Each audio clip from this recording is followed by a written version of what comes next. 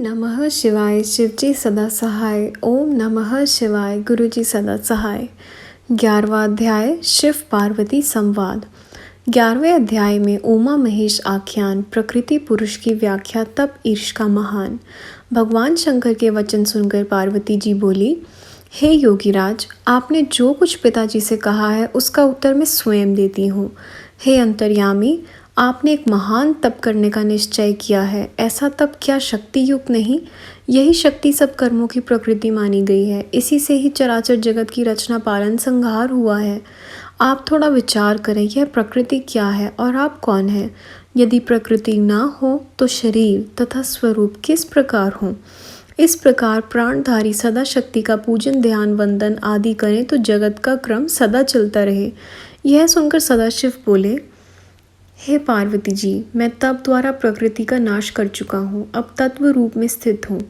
साधु पुरुषों को प्रकृति का संग्रह करना उचित नहीं।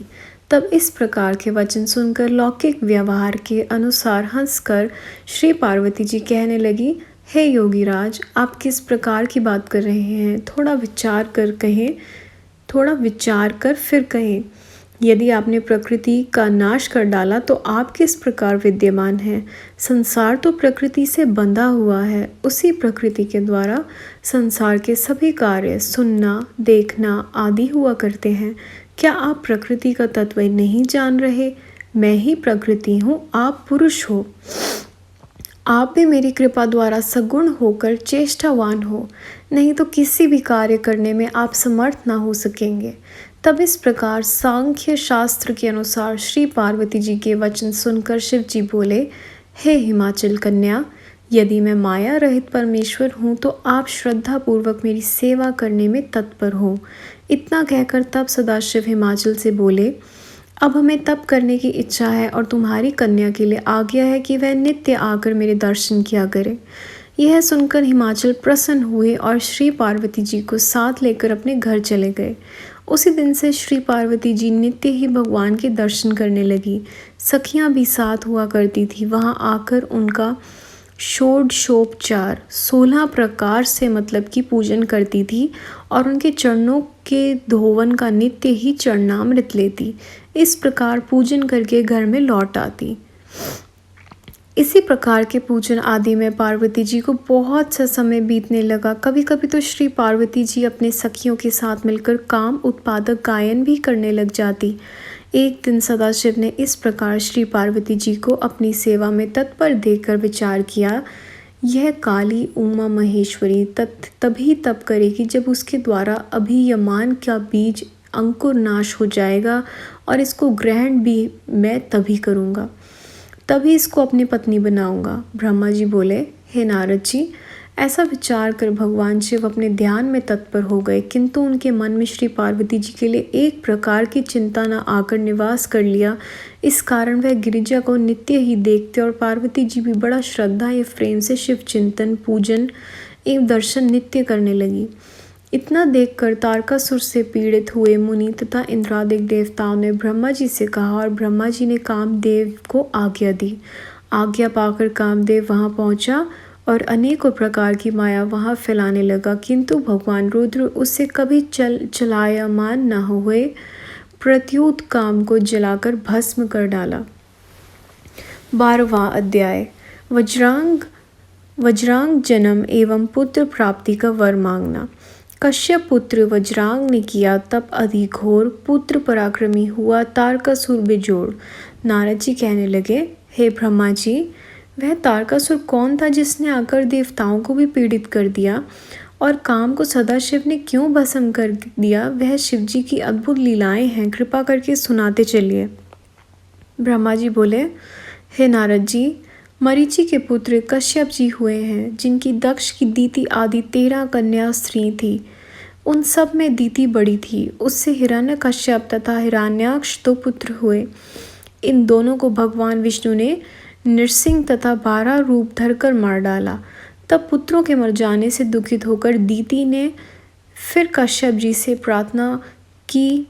उनकी सेवा के द्वारा उसे गर्भ रह गया। इंद्र ने यह जानकर और उसके गर्भ में प्रवेश करके बालक के खंड खंड कर दिए, किंतु दीति के व्रत के प्रभाव से गर्भ के बालक की मृत्यु न हुई। समय पूरा होने पर उसके गर्भ से 49 बालक उत्पन्न हुए। यह सब मरुदगण हुए और शीघ्र ही स्वर्ग में चले गए। उसके बाद दीति फिर कश्यप जी के पास पहुंची और उन्हें प्रसन्न करने लगी। तब कश्यप जी बोले, दीति 10,000 वर्ष पर्यंत तुम शुद्ध होकर तप करो, तब तुम अपनी इच्छा अनुसार पुत्र प्राप्त कर सकोगी।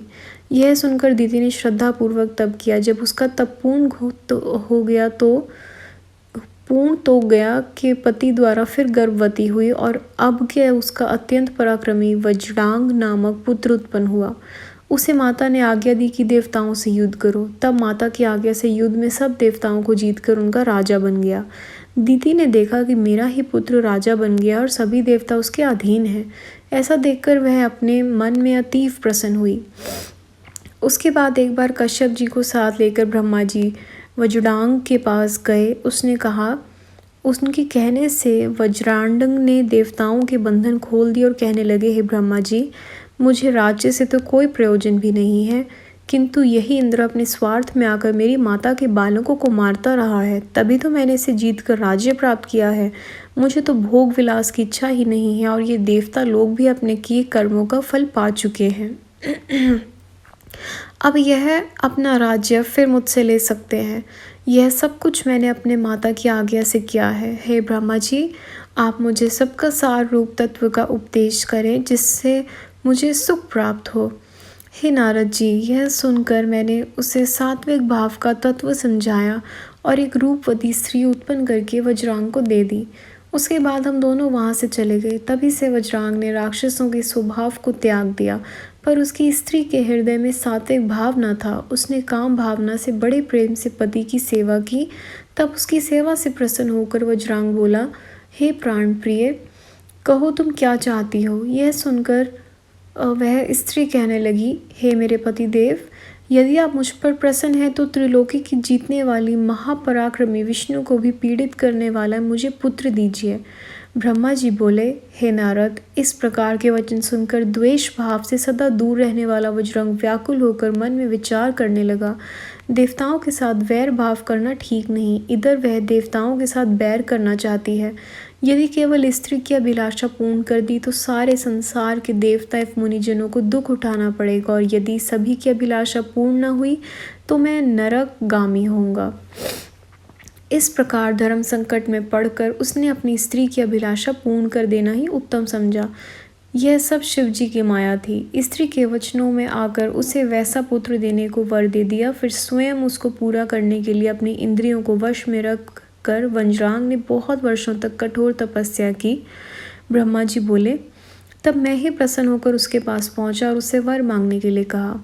तब उसने आकाश में मेरा दर्शन करके प्रणाम किया और अनेकों प्रकार से स्तुति करने लगा। फिर बोला, हे प्रभु, आप कृपा करके मुझे ऐसा पुत्र दें जो हमारा तथा अपनी माता जी का हित करने वाला, तप स्वरूप एवं सामर्थ्यवान रूपवान हो।